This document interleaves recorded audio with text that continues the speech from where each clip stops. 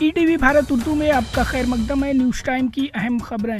وزیر اعظم نریندر مودی نے بستر میں بی جے پی کی وجے سنکلپ ریلی میں شرکت کی۔ اس دوران وجے سنکلپ ریلی سے خطاب کرتے ہوئے پی ایم مودی نے کہا کہ جب تک غریبوں کی پریشانیاں دور نہیں ہو جاتی سکون سے نہیں بیٹھیں گے۔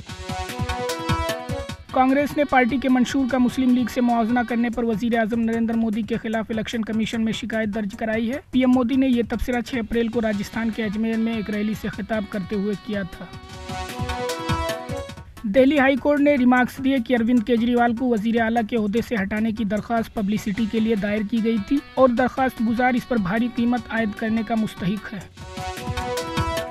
دہلی شراب پالیسی گھوٹالہ معاملے میں گرفتار B R S party leader کے کویتا کو عدالت سے راحت نہیں ملی ہے۔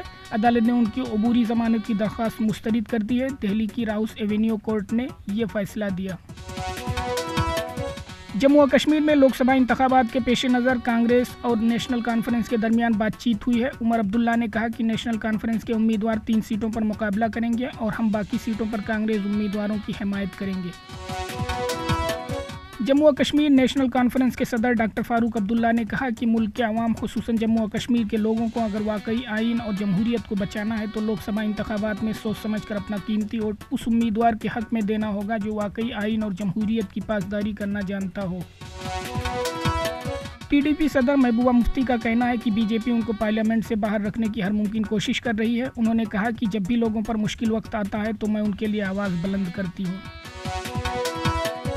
جنوبی کشمیر کے ضلع شوپیان کو صوبہ جموں کے پونچھ اور راجوری اضلاع کے ساتھ جوڑنے والے تاریخی مغل روڈ کو پیر کے روز ٹریفک کی آمد و رفت کے لیے بحال کیا گیا۔ بھاری برف جمع ہونے کی وجہ سے یہ تاریخی روڈ جو وادی کو جموں کے ساتھ جوڑنے کا دوسرا زمینی ذریعہ ہے کچھ عرصے سے بند تھا۔ غزہ اور اس کے مکینوں پر برپا کی گئی تباہی پر اظہار خیال کرتے ہوئے اقوام متحدہ کے ریلیف اینڈ ورکس ایجنسی برائے فلسطین کے کمشنر فلپ لازارینی نے کہا کہ ان مظالم کو بیان کرنے کے لیے الفاظ نہیں ہیں جن کا سامنا غزہ کی پٹی کے رہائشیوں نے 6 ماہ سے مسلط اسرائیلی جنگ میں کیا ہے۔ انہوں نے مزید کہا کہ اس جنگ نے تمام ریڈ لائنز کو عبور کر لیا۔ خبروں کے تازہ اپ ڈیٹس کے لیے ETVBharat.com لاگ ان کریں۔